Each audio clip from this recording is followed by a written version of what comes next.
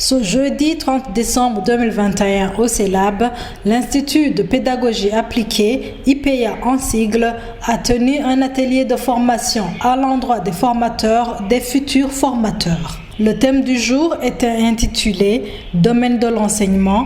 Pratique de la cotation et évaluation de l'enseignement et était animé par le professeur Athanase Garungu, docteur en leadership et administration de l'éducation et enseignant au Chicago State University.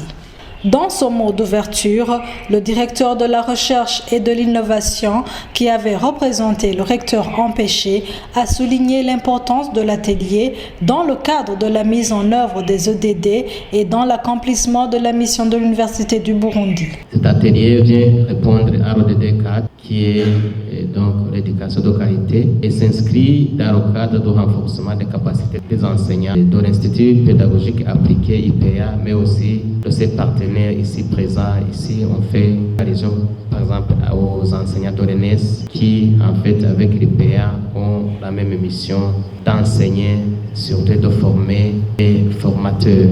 En outre, il s'agit d'un atelier qui répond aux objectifs de l'Université du Burundi, qui, depuis sa création en 1964, a pour mission principale d'assurer une formation d'excellence basée sur un enseignement de qualité.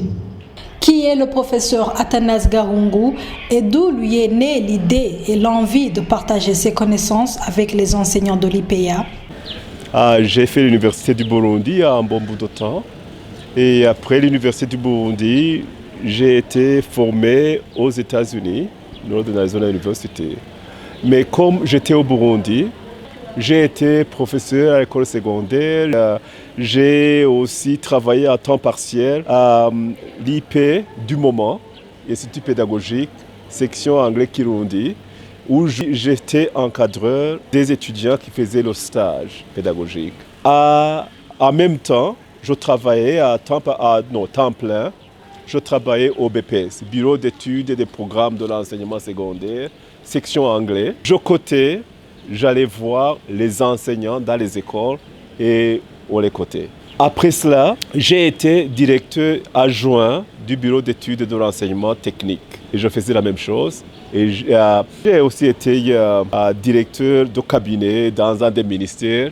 Mais ça c'est longtemps, on ne parle plus de directeur de cabinet. Mais l'idée de venir ici, c'est que d'abord, je pense, j'ai une dette envers le Burundi. J'ai une dette envers l'Université du Burundi.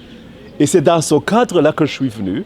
Mais je suis venu aussi parce que quand j'étais encadreur de stage, quand je cotais les enseignants, je n'avais vraiment pas de cadre de le faire. Et moi, j'ai toujours pensé, est-ce que mes collègues encadreurs de stage maintenant, mes collègues qui sont des directeurs des écoles, ont-ils un outil qu'ils peuvent utiliser, qui peut faire de la cotation des enseignants, la cotation des stagiaires, qui peut la rendre objective? Et c'est ça la motivation. C'est vraiment cette frustration avec moi-même que j'ai fait une chose pour laquelle j'aurais dû être expert, mais je n'étais pas expert parce que je n'étais pas formé. Et moi, je pense, si nous, on peut commencer une petite réflexion sur ce que constitue l'enseignement de qualité, je pense que c'est un apport de moi, personnellement, à l'université qui m'a formé, au pays qui m'a formé.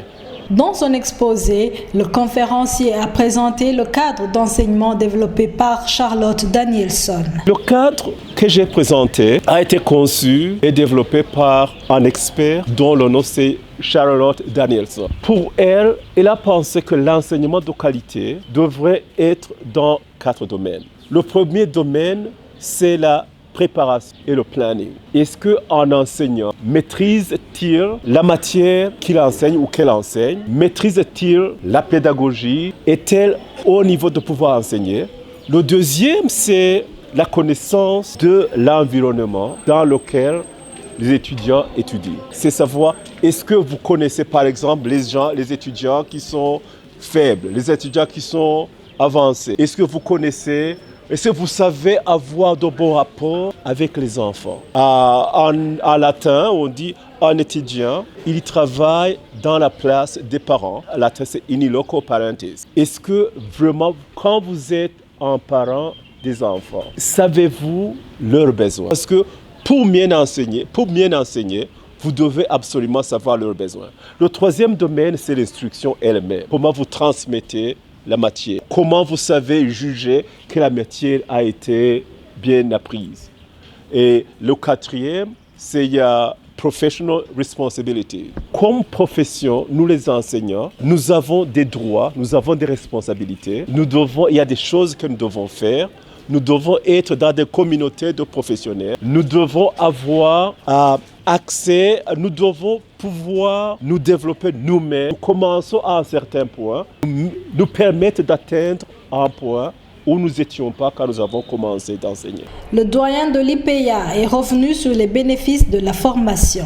La première chose que nous avons gagnée dans cet atelier, c'est que les enseignants que nous avons à l'Institut de pédagogie appliquée, avec ces objectifs de former des futurs enseignants et cadres dans le système éducatif du Burundi, ils ont très bien compris les 4 domaines d'enseignement. Ceci leur permettra de mieux améliorer leur manière de conduire une leçon d'abord en classe et puis aussi ça va leur permettre de gérer certains problèmes qu'ils rencontraient auparavant, l'encadrement et suivi des étudiants stagiaires depuis le début jusqu'à la fin de leur période d'exercice des stages pédagogiques. Et autre chose que les participants à cet atelier ont gagné, ils ont pu apprendre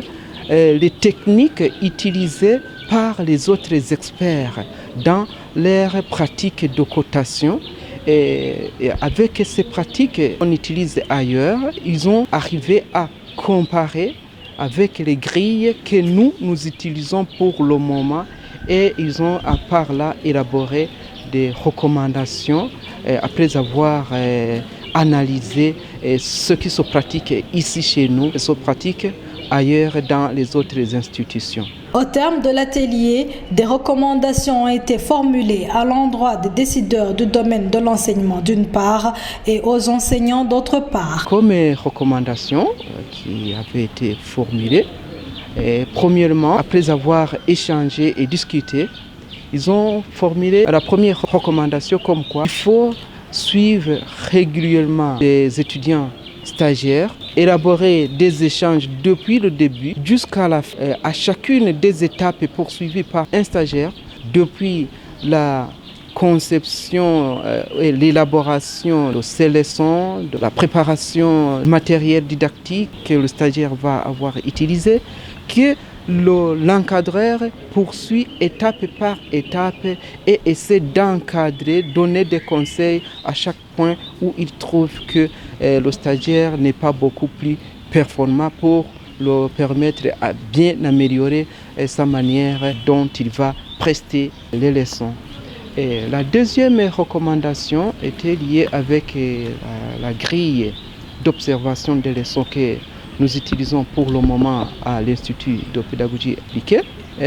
Ils ont formulé une recommandation en disant qu'il faut améliorer la grille que nous utilisons pour le moment et puis aussi ne pas se borner uniquement sur la grille, mais essayer d'évaluer les performances du stagiaire et voir s'il est capable d'enseigner comme un bon enseignant. Ça, la qualification, alors, c'est relatif avec celui qui cote le stagiaire. La troisième recommandation qui a été formulée, c'est qu'il y ait la certification des encadreurs qui vont tout le temps encadrer les stagiaires.